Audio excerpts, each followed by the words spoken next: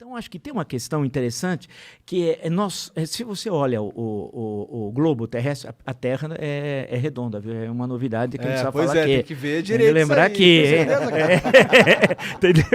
Então, quando você olha o Brasil está longe porque o eixo dinâmico do mundo sempre esteve lá no hemisfério norte, né?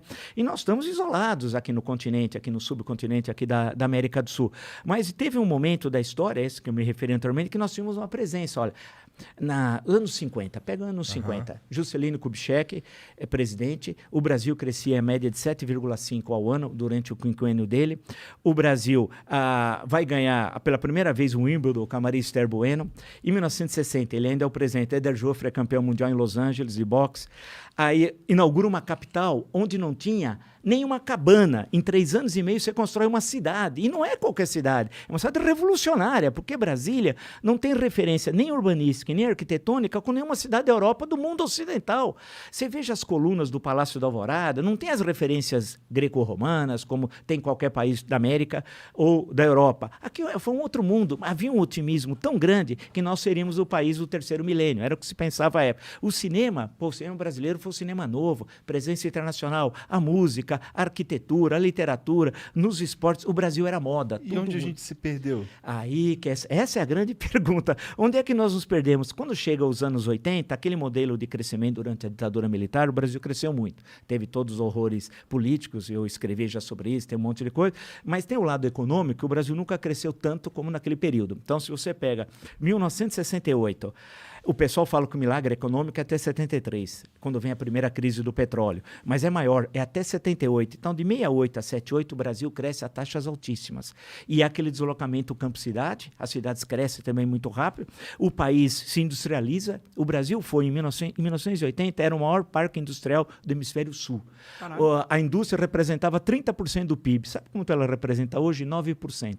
É uma loucura, né? Então, era um país... A gente retrocedeu. Retrocedeu, nós demos grandes saltos para trás. Aí nos perdemos com a crise da dívida externa em 82, porque o Brasil se endividou e parte da dívida do Brasil não era juro fixo, era juro móvel. No governo Carter, os Estados Unidos meteu o pé pelas mãos economicamente e a inflação foi de 2 dígitos, o que anual, o que para os padrões americanos é uma coisa altíssima. E a taxa de juros também subiu.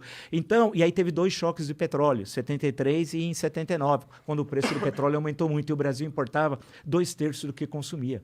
Na época, a Petrobras só conseguia produzir 1/3. E então, o Brasil ficou... Bem, nós tivemos tentativa. Os postos de gasolina fechavam sábado e domingo, porque tinha de racionar, né? Aí queriam inventar um negócio chamado Simoneta, que era um papelzinho que a gente chegava e entregava. Teve todas aquelas tentativas de resolver o problema. Mas veio a crise, aí o Brasil não conseguiu pagar. Tanto que em 82, o México estourou e o Brasil era o maior devedor. E não tinha condições de honrar a dívida, nem pagar os juros e amortizações, quanto mais o principal. Aí nós começamos a tropeçar economicamente, aí veio os planos de estabilização, o Cruzado 1, Plano Bresser, Plano Verão, Plano Collor 1, Plano Collor 2. Né? Muitos planos. Tudo fracassando. No Cruzado se congelou preços, salários e mercadorias, preços de produtos. Todo mundo sabe que isso não funciona. Mas na época foi um sucesso. O primeiro mês, deu certo no primeiro mês. Foi assim, olha, porque a inflação era muito alta, então de uma hora para outra os preços pararam de subir. E como o pobre é que paga a conta da inflação, porque o salário dele não é corrigido, e os preços eram corrigidos. Aí, a popularidade do Sarney foi nas alturas e tal. E teve cenas as mais grotescas, teve fiscal do Sarney, que ele inventou uma categoria chamada fiscal do Sarney. Qualquer um de nós podemos fiscalizar uma tabela, porque os preços tinham tabela, independente de onde fosse. Então, um Guaraná, em qualquer lugar ele tinha que custar R$1,50. Não importa se fosse no hotel mais chique ou no boteco da esquina. É absurdo, porque você tem os custos da empresa, isso não existe. Mas aí foi um sucesso. Parece uma tática do Talibã, né? Não, era uma coisa de tentar, porque se queria resolver o problema da inflação. O que aconteceu? Não só não resolveu, como a inflação foi subindo. Nós chegamos a ter inflação de 1.700% ao ano. É que vocês não viram e muitos, os que viram, esqueceram. Nós chegamos na primeira quinzena de março de 1990 a ter 84% de inflação em 15 dias. Era aquela história que você precisava pedir 2 chopps, porque se você pedisse agora, meia hora depois estava mais caro. Porque 84% em uma quinzena é uma loucura. Eu lembro de um comercial da Casa e Vídeo, dizendo que poderia comprar a prazo e era apenas 50% de juros. Não, porque nós chegamos para a inflação, era uma loucura. Então, aí todos esses planos fracassaram e a inflação não parava de subir, a economia tropeçava, né?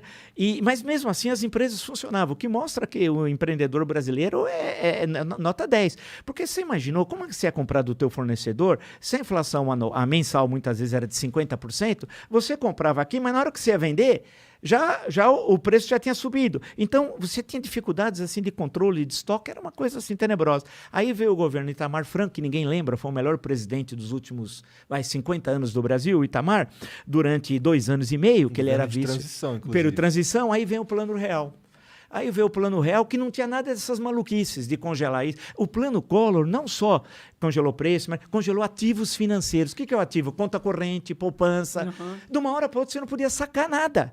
Você precisava pagar o salário dos funcionários da tua empresa. Não tem jeito, você não conseguia pagar. Foi uma loucura. E o que tinha de tão especial no Plano Real? Aí o Plano Real, aí que é uma grande sacada econômica, né? Porque basicamente não só, mas fundamentalmente o André Lara Rezende e o Pércio Arida e tal. Eles já estavam com essa proposta desde o ano da década anterior, chegaram até a publicar em livros e tal. O que eles vão fazer? O problema da inflação é a moeda perder valor. Você precisa confiar na moeda e a partir dali a economia começa a se manter relativamente estável. Aí o que eles fizeram? Fizeram a transição da antiga moeda para o cruzado. E em 2 meses teve a URV, havia uma unidade referencial de valores. E o Brasil fez esse país é fantástico, por isso que essas coisas de Bolsonaro, essa caterva, vai embora, tal. A gente tem de ver 94. Em 2 meses, você tinha uma tabela, né, em que você tinha a conversão de URV na nova moeda. E deu tudo certo, porque na padaria você tinha 2 moedas. No ônibus, 2 moedas. Nas grandes empresas negociando, tinha 2 moedas. Eu lembro que eu sempre observava o Aloysio Mercadante. Quando o Mercadante falou que ia dar errado, eu falei, vai dar certo. Porque é sempre o oposto. Tudo que o Mercadante fala é o contrário. Você precisa multiplicar por -1. Quando ele falou que em 94 ia dar tudo errado o Plano Real, eu falei, agora vai dar certo. Né? E aí deu certo. E foi uma coisa... Mas aí o Itamar Franco comprou... ninguém sabia se aquilo ia dar certo. O modelo teórico era muito bom. E deu certo. Tanto que o dólar começou a ser cotado. É bom lembrar que você comprava com 0,86 centavos de real $1. Era o contrário. Era assim. E conseguiu organizar a economia de uma tal forma e a moeda passou a ter valor, que nós não tínhamos, porque a gente não sabia. E aquilo foi uma coisa fantástica. Não tinha reeleição à época, a reeleição é em 1997, mas o Itamar Franco, que o Itamar tem aquele jeito, não era marqueteiro. O político precisa ser marqueteiro. Você não precisa só fazer bem e ser um bom presidente, você precisa mostrar que faz bem. Isso é essencial. É aquela história, não basta ser honesto, mas ele parecer honesto. É um negócio complicado. E o Itamar conseguiu, ele teve vários ministros da Fazenda, vale lembrar, né? O último foi o Ciro Gomes, que ficou como ministro da Fazenda, já no segundo semestre de 1994. Ele foi um bom ministro da Fazenda? Foi, porque naquele momento era a implantação do Plano Real e ele substituiu, houve um problema com o Rubens e Cooper. Aí ele substituiu, conseguiu segurar, porque ninguém estava acostumado aos preços não subir. Porque era uma coisa já inata. O sujeito recebia a coisa na loja, já pegava aquela maquininha, já né? Aí, estabilizou. E aí a inflação foi caindo, voltando a níveis aceitáveis, né? E aí isso garantiu que o Fernando Henrique fosse presidente da República. O Fernando Henrique deve levantar as mãos aos céus a 2 coisas. Um ao Plano Real e outra a coragem do Itamar Franco. Porque o Fernando Henrique era ministro das Relações Exteriores. Não era da Fazenda, quando veio o Plano Real, antes de vir, estava chegando o Plano Real. Aí o Itamar... Houve um problema com o ministro da Fazenda, o Itamar, ele queria substituir e pensou no Fernando Henrique. Ligou para ele estava em viagem internacional, nesse momento estava em Nova York, que ele era ministro das Relações Exteriores. Falou, olha, Fernando Henrique, eu queria te consultar, tal. Ele falou, não, eu não quero, não aceito, em hipótese nenhuma, ser ministro da Fazenda, tal.